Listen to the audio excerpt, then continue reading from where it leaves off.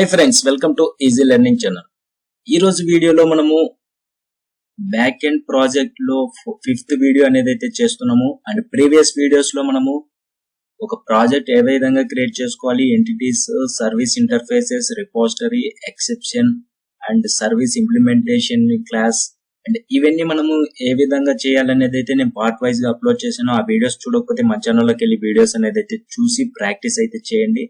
And ఈ రోజు వీడియోలో మనము ఒక స్వాగర్ డిపెండెన్సీ ఏ విధంగా మనము ఈ మావెన్ ప్రాజెక్ట్ లో ఏ విధంగా యాడ్ చేసుకోవాలి, ఆ డిపెండెన్సీ ఎక్కడి నుండి తెచ్చుకోవాలి, ఆ స్వాగర్ డిపెండెన్సీ అనేది ఈ వీడియోలో పూర్తిగా చెప్తాను. ఆ స్వాగర్ డిపెండెన్సీ తీసుకొని మనము మన బ్యాక్ ఎండ్ ప్రాజెక్ట్ లో ఏ విధంగా యాడ్ చేయాలనేది కూడా మీకు చూపిస్తాను. అండ్ ఆ తర్వాత మనకు స్వాగర్ అనేది అయితే యూజ్ అవుతుంది కాబట్టి నేను ఈ వీడియో స్వాగర్ డిపెండెన్సీ ఏ విధంగా డౌన్లోడ్ చేసుకొని మన ప్రాజెక్ట్ లో స్ప్రింగ్ బూట్ అప్లికేషన్ లో ఏ విధంగా యాడ్ చేయాలి ఆ డిపెండెన్సీ అనేది ఈ వీడియోలో పూర్తిగా ఎక్స్ప్లెయిన్ చేస్తాను. వీడియో అనేది అయితే స్కిప్ చేయకుండా చూసి నేర్చుకోండి. అండ్ సింపుల్ గా క్రోమ్ అనేది అయితే ఓపెన్ చేయండి. క్రోమ్ ఓపెన్ చేసిన తర్వాత మనకు సెర్చ్ బార్ లో Swagger Springfox Swagger 2 Maven అనేది అయితే టైప్ చేయండి. ఇక్కడ చూసుకోవచ్చు స్ప్రింగ్ ఫాక్స్ స్వాగర్ 2 మావెన్ అనేది టైప్ చేసి ఎంటర్ చేయండి. ఎంటర్ చేసిన వెంటనే మనకు first website Springfox Swagger 2 Maven repository అనేది కదా, ఇది ఓపెన్ అయితే చేయండి. దీని మీద క్లిక్ చేసిన వెంటనే మనకు మావెన్ రిపోజిటరీ లోకి అయితే వెళ్ళిపోతుంది. మనకి ఇక్కడ ఏ వర్షన్ కావాలనేది అయితే మనం ఇక్కడ సెలెక్ట్ చేసుకోవాలి. నేనైతే 2.9.2 అనేది అయితే సెలెక్ట్ చేసుకుంటున్నాను. 2.9.2 అనేది సెలెక్ట్ చేసుకున్న తర్వాత ఇక్కడ సింపుల్ గా స్ప్రింగ్ ఫాక్స్ స్వాగర్ 2 వర్షన్ వచ్చేసి 2.9.2 సెలెక్ట్ చేసుకున్నాను. ఇక్కడ కిందికి వస్తే మనకు మావెన్ కావాలంటే మావెన్ డిపెండెన్సీ అండ్ గ్రాడిల్ కావాలంటే గ్రాడిల్ డిపెండెన్సీ అనేది అయితే ఉంటుంది. గ్రాడిల్ చూసుకుంటే మనకు ఒక సింగిల్ లైన్ లో అనేది అయితే ఈ విధంగా ఉంటుంది. మావెన్ లో అయితే మనకు ఇక్కడ చూసుకోవచ్చు డిపెండెన్సీ అనేది కూడా ఉంటుంది. దీన్ని సింపుల్ గా దీని మీద క్లిక్ చేస్తే మనకు కాపీడ్ క్లిక్ బోర్డ్ అనేది అయితే కాపీ అయిపోతుంది. దీన్ని సింపుల్ గా ఒక నోట్ ప్యాడ్ లో అనేది అయితే సెట్ చేసుకున్నాం మనము. ఈ నోట్ ప్యాడ్ లో మనము ఆ తర్వాత మళ్ళీ మనము మావెన్ ప్రాజెక్ట్ మనం ఏదైతే స్ప్రింగ్ బూట్ అప్లికేషన్ క్రియేట్ చేసుకున్నామో ఆ స్ప్రింగ్ బూట్ అప్లికేషన్ లో form.xml లో మనం ఈ డిపెండెన్సీస్ అనేది అయితే యాడ్ చేయాలి. ఈ స్ప్రింగ్ ఫాక్స్ స్వాగర్ 2 ఒక డిపెండెన్సీ కాపీ చేసుకొని నోట్ ప్యాడ్ లో పేస్ట్ చేసుకున్నాం కదా. తర్వాత మనము ఇక్కడ స్ప్రింగ్ ఫాక్స్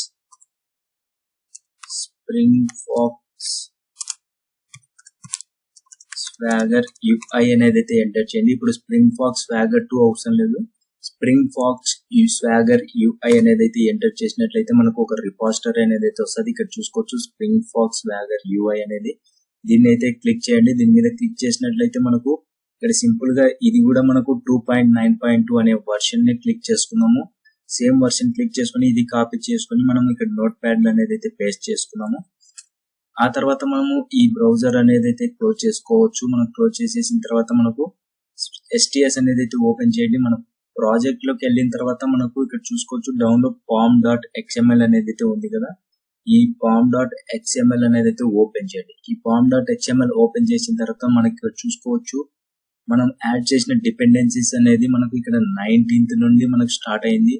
ఈ డిపెండెన్సీస్ ట్యాగ్ లో మనకు ఇంకో డిపెండెన్సీ ఒకటి స్టార్టర్ డేటా జేపీ ఒక డిపెండెన్సీ, ఇంకో డిపెండెన్సీ వచ్చేసి స్టార్టర్ వాలిడేషన్ ఒకటి, ఇంకో డిపెండెన్సీ వచ్చేసి స్టార్టర్ వెబ్. ఈ విధంగా spring boot dev tools, Postgres SQL, spring boot starter test అనేది అయితే ఇక్కడ ఉంది. మళ్ళీ ఆ తర్వాత క్లోజ్ ట్యాగ్ తో డిపెండెన్సీస్ అనేది అయితే క్లోజ్ చేసాం. ఇక్కడ మనము ఈ డిపెండెన్సీ దగ్గర మనము ఈ నోట్ ప్యాడ్ లో ఉన్న 2 డిపెండెన్సీస్ ని యాడ్ చేసుకున్నాము. సింపుల్ గా ఈ 2 డిపెండెన్సీస్ ని కాపీ చేసుకొని Ctrl+C క్లిక్ చేసి మళ్ళీ STS కి వచ్చేసి ఇక్కడ ఈ క్లోజ్ ట్యాగ్ డిపెండెన్సీస్ లో ఇక్కడ Ctrl+V క్లిక్ చేసినట్లయితే పేస్ట్ అయిపోతుంది మనకు. ఈ విధంగా మనము ఈ 2 డిపెండెన్సీస్ అనేది అయితే క్లోజ్ చేసే ట్యాగ్ దగ్గరికి మనం పేస్ట్ చేసుకోవాలి. ఈ 2 డిపెండెన్సీస్ ని ఈ 2 రిపోజిటరీస్ ని యాడ్ చేసినట్లయితే ఈ 2 రిపోజిటరీస్ వచ్చేసి మనకు డిపెండెన్సీస్ స్వాగర్ డిపెండెన్సీస్ కి వర్క్ అవుతుంది. అండ్ ఆ తర్వాత మనము ఇక్కడ మెయిన్ అప్లికేషన్ కి అయితే వెళ్ళాల్సి ఉంటుంది. com.recipes ఉంది కదా, ఈ com.recipes లోకి వెళ్ళి ఈ మెయిన్ అప్లికేషన్ లోకి వెళ్ళిన తర్వాత ఎప్పుడైతే మనము స్వాగర్ యూజ్ చేస్తున్నామో అప్పుడు మనం ఇక్కడ ఒక annotation అనేది అయితే యూజ్ చేయాలి. ఈ @spring boot అప్లికేషన్ కింద సింపుల్ గా క్లిక్ చేసి ఎనేబుల్ స్వాగర్ 2 అనేది అయితే సెలెక్ట్ చేసుకోండి. మనం ఇక్కడ డిపెండెన్సీ యాడ్ చేసిన తర్వాత సేవ్ చేయలేదు కాబట్టి సింపుల్ గా డిపెండెన్సీ యాడ్ చేసిన తర్వాత సేవ్ చేయండి. అప్పుడే మనకు ఎనేబుల్ స్వాగర్ 2 అనేది అయితే కనపడుతుంది. ఎందుకంటే మనం ఇక్కడ డిపెండెన్సీ యూజ్ చేసిన తర్వాత మనము యాడ్ చేసిన తర్వాత మనకు సేవ్ చేస్తే మావెన్ ప్రాజెక్ట్ అనేది అయితే కాన్ఫిగరేషన్స్ బిల్డ్ అయ్యి డిపెండెన్సీస్ యాడ్ అవుతాయి. ఆ తర్వాత ఇక్కడ మనము @enable swagger 2 అనేది అయితే మనకి ఇప్పుడు చూపిస్తుంది. ఇక్కడ చూసుకోవచ్చు మనం లాస్ట్ నుండి 4th లైన్ చూసుకుంటే ఎనేబుల్ స్వాగర్ 2 అనేది కదా, దీన్ని సెలెక్ట్ చేసుకోండి. ఈ విధంగా మనము ఎప్పుడైతే స్వాగర్ డిపెండెన్సీ యూజ్ చేస్తున్నామో అప్పుడు ఈ ఎనేబుల్ స్వాగర్ 2 అనే యాంటేషన్ అనేది అయితే మెయిన్ అప్లికేషన్ లో యూజ్ చేయాలి. ఇది గుర్తుపెట్టుకోండి ఎప్పుడైనా. అండ్ ఆ తర్వాత సేవ్ చేస్తే మనకు ఎటువంటి ఎర్రర్ ఉండదు.